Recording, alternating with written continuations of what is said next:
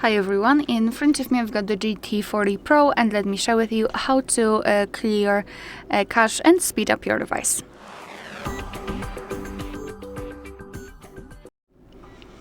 So let's start with opening the settings, and here in this left section we have to scroll and find the apps.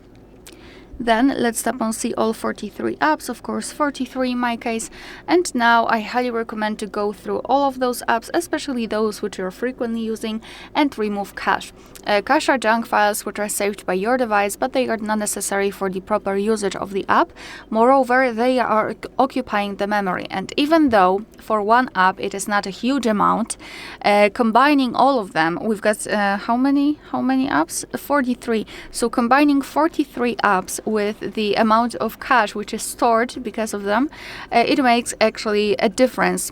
I mean, when we will remove the cache, so we can make our device a little bit faster.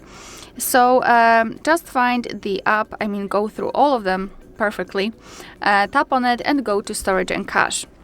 And here we've got this cache section, and simply tap on clear cache. Your device will immediately remove it. So as I said, try to go through all of them and remove cache.